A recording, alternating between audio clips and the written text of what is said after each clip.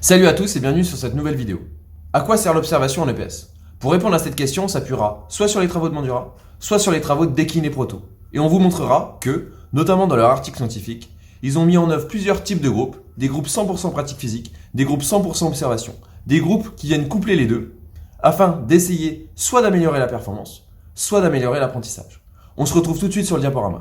Dans son article, Bandura défend l'idée selon laquelle l'observation permet à l'apprenti de créer une représentation cognitive de la tâche à apprendre, qui sert de référence lors d'une éventuelle réalisation du mouvement observé. En plus de développer une référence pour l'exécution des habiletés motrices, Bandura avance que l'observation permettrait aussi de développer des mécanismes de détection et de correction des erreurs. Selon lui, une fois son mouvement terminé, l'apprenti compare les informations sensorielles obtenues lors de la réalisation du dit mouvement à la représentation cognitive développée lors de l'observation, afin de déterminer si elles sont différentes l'une de l'autre. Dans le cas où aucune différence n'est trouvée entre la référence et ce qui a été fait, la prochaine exécution sera réalisée de la même façon que la précédente. Toutefois, si des erreurs sont identifiées, alors le mouvement suivant sera réajusté de façon à réduire la différence entre le feedback sensoriel obtenu et la représentation cognitive développée par l'observation. À la lumière des résultats présentés dans les sections précédentes, il semble que d'après Buccino, les processus impliqués dans l'apprentissage par observation soient les mêmes que ceux qui sont impliqués dans l'apprentissage par pratique physique. Si c'est le cas, les structures cérébrales activées par les deux formes de pratique devraient être les mêmes. À cet effet, les résultats de plusieurs études réalisées en premier chez le singe puis chez l'humain ont mis en évidence l'existence de neurones miroirs, qui sont activés à la fois lorsque l'individu exécute une action et lorsqu'il observe un congénère réaliser la même action. En effet, d'après Rizzolatti en 1996, on peut dire en quelque sorte que les neurones dans le cerveau de celui ou celle qui observe imitent les neurones de la personne observée. C'est pour cela qu'on le qualifie bien souvent de neurones miroirs.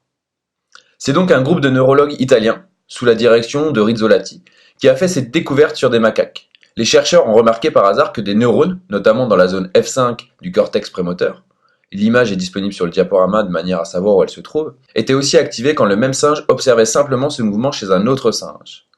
Il existe donc, dans le cerveau des primates, un lien direct entre l'action et l'observation, mais aussi entre l'observation et l'action. Nous venons alors de mettre en avant que la pratique physique et l'observation activaient de manière similaire certaines régions cérébrales. Mais qu'en est-il de l'apprentissage? Car cette activité présente dans le cerveau ne fait pas nécessairement progresser d'un point de vue moteur. Par exemple, le traitement du feedback proprioceptif produit par l'action ne prend pas place lors de l'observation. Ou s'il prend place, il repose certainement sur des approximations qui ne sont pas aussi précises que lorsque l'on réalise une activité physique. Les résultats de l'étude de Shea, présentée par Nicolas, sont-ils confirmés? Vous retrouverez d'ailleurs cette vidéo dans la description ou directement sur notre formation.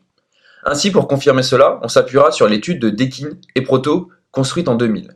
Ils ont comparé les effets de 5 protocoles de pratique sur l'apprentissage dans une tâche de résolution de problèmes ayant des demandes motrices relativement faibles. Il y a donc 5 groupes, un groupe avec 100% de pratique physique, un autre groupe avec 100% d'observation, puis un groupe 3 qui vient coupler de la pratique physique et de l'observation, puis un groupe 4 qui vient coupler là aussi pratique physique et observation, mais de l'ordre de 25% de pratique motrice et de 75% d'observation.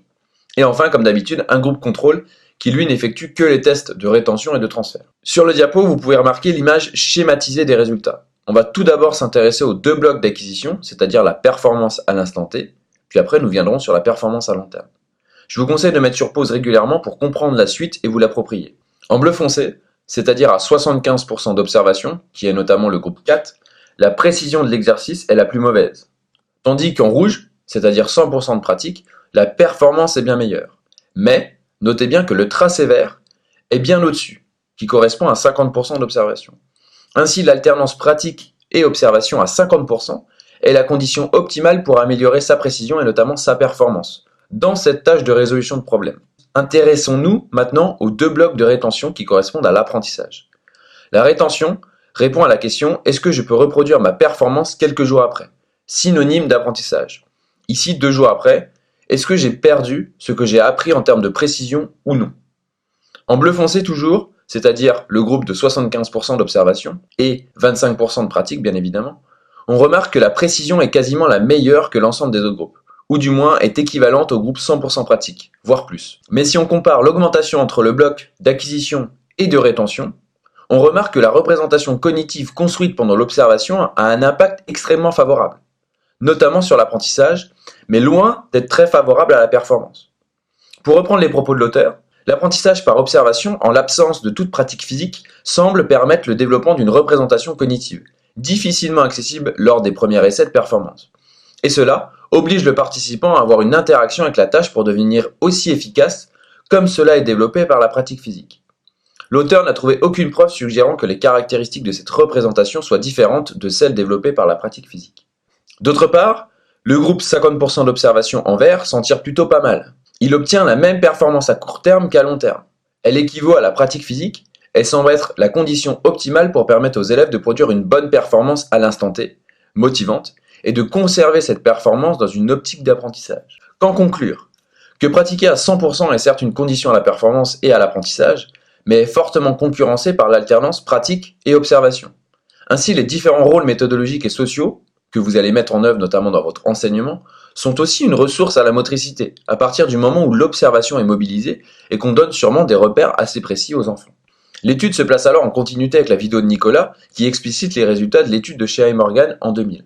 Comment utiliser ces connaissances? Cela marche autant en thèse qu'en antithèse. Soit vous rentrez fortement dans le sujet en défendant l'idée que la pratique physique seule n'est pas une fin en soi afin d'améliorer l'apprentissage des élèves. Dans ce cadre, Deakin et Proto ont démontré que l'alternance pratique-observation est un moyen pour atteindre des résultats, notamment des résultats sur de la haute performance et un progrès moteur similaire voire meilleur sur de l'apprentissage. D'autre part, dans une antithèse, vous pouvez montrer que la répétition n'est pas toujours une fin en soi, et que finalement, d'autres formes d'engagement permettent un apprentissage équivalent. Et que cet apprentissage équivalent, avec 50% de pratique, 50% d'observation, est peut-être davantage en corrélation avec les programmes d'aujourd'hui, et notamment la nature du citoyen que l'on souhaite former pour demain. Dans quel sujet pouvez-vous utiliser cette forme de connaissance? Tous les sujets qui parlent d'activité ou d'expérience élève, de sa motricité, de ses performances, de ses efforts ou de son apprentissage sont valables. C'est encore une fois la manière dont vous allez l'expliquer et comment vous allez relier au sujet, par quelle nature de tension vous allez créer, qui va vous permettre donc de monter dans les bandeaux. Voilà, cette vidéo se clôture. N'hésitez pas à nous poser des questions s'il y a des choses que vous n'avez pas compris.